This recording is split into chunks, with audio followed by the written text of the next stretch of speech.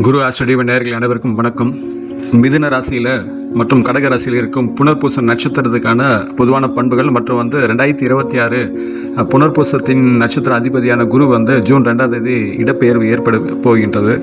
அந்த மிதுன ராசியிலிருந்து கடக ராசிக்கு உச்சமாக செல்வதனால் இந்த புனர்பூச நட்சத்திரக்காரர்கள் கொண்ட மிதுன ராசிக்காரர்களுக்கும் கடக ராசிக்கும் என்ன விதமான பலன்கள் குரு பெயர்ச்சியில் ஏற்படும் மற்றும் முக்கியமாக புனர்பூச நட்சத்திரம் குணங்கள் பண்புகள் மற்றும் தொழில் சார்ந்த நிலை செல்வம் இதை மட்டும் முதலில் சொல்கிறேன். அதன் பிறகு குரு பெயர்ச்சி பலனால அந்த புனர்பூச நட்சத்திரங்கள் இது மாதிரியான பலன்கள் அனுபவிக்கார் என்று சொல்கின்றேன். காணொலியை தொடர்ந்து கவனியுங்கள்.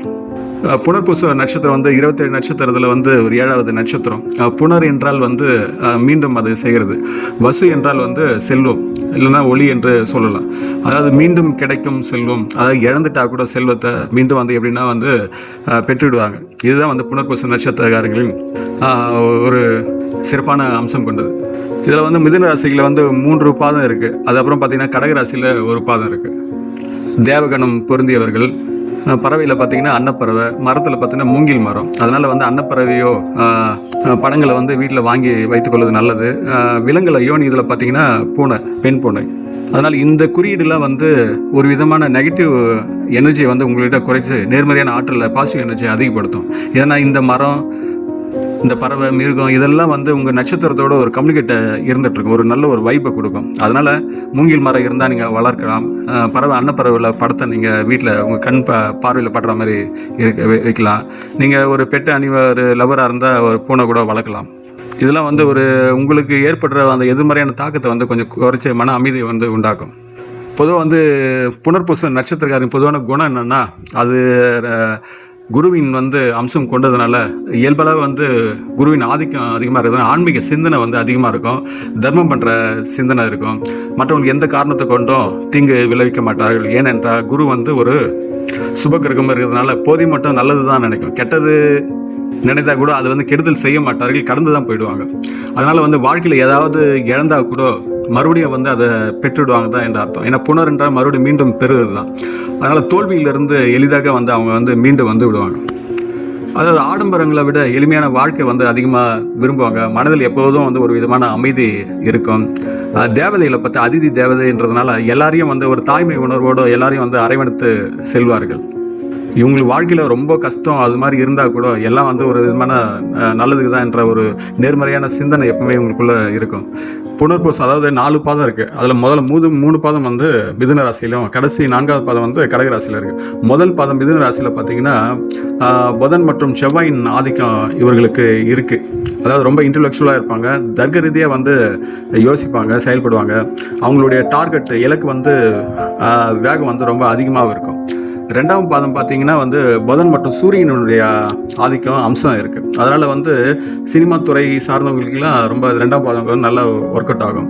ஆர்வம் இருக்கும். சினிமா, அதாவது நடனம், இசை, இது கலை சார்ந்த ஆர்வம் அதிகமாக இருக்கும். ட்ராவலில் ரொம்ப விரும்புவாங்க. ட்ராவல் பண்ணுறது ரொம்ப இருக்கும். 2வது ஒரு நல்ல லக்ஸுரியான லைஃப், ஒரு சொகுசான வாழ்க்கையை விரும்புகிறவங்க இருப்பாங்க 2ஆம் பாதம் கொண்டவங்க. புனர்பூசம் 3ஆம் பாதம் கொண்டவங்க புதனின் முழுமையான ஆதிக்கம் கொண்டவங்க. பேச்சு ரொம்ப இவங்களை ஜெயிக்க முடியாது. எழுத்தாற்றல் ரொம்ப அதிகமாக இருக்கும்.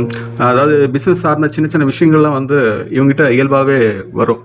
3ஆம் பாதம் கொண்டவங்க. 4ஆம் பாதம் கொண்டவங்க சந்திரனின் அம்சம் கொண்டவங்க. சந்திரன் அம்சம் கொண்டதுனால இது கடகராசிக்கு போயிடும். அதனால் சந்திரன்றது ஒரு தாய்மை குறிக்கிற கிரகம் என்றதுனால இயல்பில் இவங்களுக்கு இறக்க குணம் அதிகமாக இருக்கும். ஆன்மீக பலம் அதிகமாக இருக்கும். பொதுவான சமூக நல சார்ந்த சிந்தனைகள் இருக்கும்.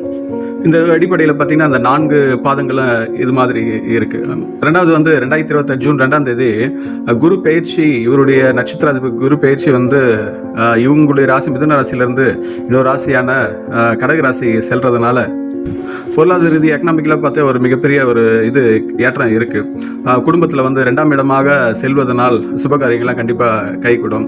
குரு கடகத்தில் உச்ச வீட்டுக்கே போகுது, அது ஜென்ம வீட்டுக்கே போகிறதுனால ஒரு சந்தோஷம் இருக்கும். இழந்த செல்வத்தை மீண்டும் பெற இருக்கும். பதவிகளில் உயர்வு இருக்கும்.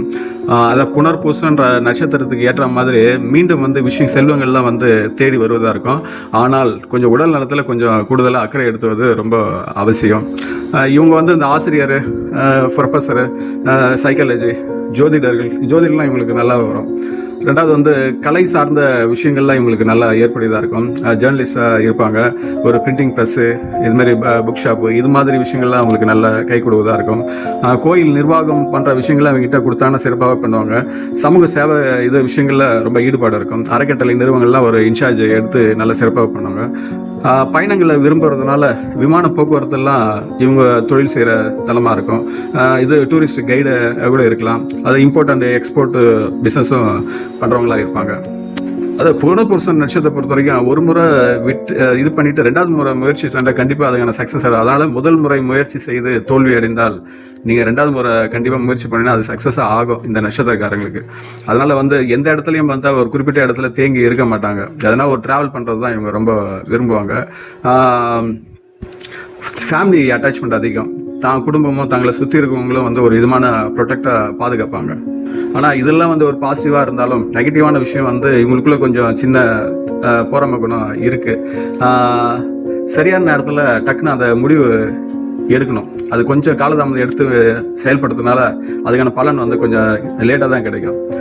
2வது மனசில் தேவையில்லாத ஒரு குழப்பம் வந்து இருந்துகிட்டு இருக்கோம் இவங்ககிட்ட. அதை வந்து தவிர்த்து கொள்வது நல்லது. உங்களுடைய நட்சத்திரத்தில் வந்து ராமர் ஸ்ரீராமர் வந்து பிறந்தார். அதனால ஸ்ரீராமரை வந்து ஜபிக்கிறது உங்களுடையான நெகட்டிவான விஷயங்களை தடைகளை தகர்த்து வெற்றியை வந்து ஏற்படுத்தி கொடுக்கும். உங்களுடைய நட்சத்திர அதிபதி குருன்றதுனால ஆஸ்தான கடவுள் வந்து குரு தான், தட்சிணாமூர்த்தி தான். அதனால் வியாழக்கிழமைனா மஞ்சள் இது ஆடை சாற்றி வணங்கலாம். இல்லை மஞ்சள் பூக்கள் கூட இது பண்ணலாம். கொண்டக்கடலை மாலை வந்து அணிவித்து வழிபடலாம். ரொம்ப சிறப்பான இதுதான். ஏழைகளுக்கு முடிஞ்சால் அன்னதானம் செய்யுங்க. மாணவர்களுக்கு வந்து உங்களால் முடிஞ்ச கல்வி உதவித்தொகை, ஏதாவது நோட்டு புத்தகம், பேனா எதனா வாங்கி கொடுக்கலாம். இதனால் வந்து குரு பகவானுடைய முழுமையான பலன் வந்து அருள் வந்து உங்களுக்கு கிடைப்பதாக இருக்கும். அதனால் வந்து புனர்பூச நட்சத்திரத்தின் பொதுவான குணங்கள் மற்றும் வந்து குரு பெயர்ச்சினால் ஏற்படும் பலன்களை வந்து உங்களுக்கு சிறப்புடையதாக இருக்கும். அதனால் வந்து புனர்பூச நட்சத்திரக்காரங்க அவர்களுடைய வாழ்வில் அனைத்து வளங்களும் பெற்று சிறப்புடன் வாழ எல்லாம் வல்ல இறைசக்தியை நான் பிரார்த்திக்கின்றேன். உங்கள் நட்சத்திரம் கொண்டவங்க, உங்கள் ராசி கொண்டவங்க நட்பு வட்டத்தில், உறவு வட்டத்தில் காணொலியை பகிர்ந்து கொள்ளுங்கள். சப்ஸ்கிரைப் செய்யணும்னா சப்ஸ்கிரைப் செய்து கொள்ளுங்கள். தாங்களும் தங்கள் அன்பு குடும்பம் வாழ்க வளமுடன்.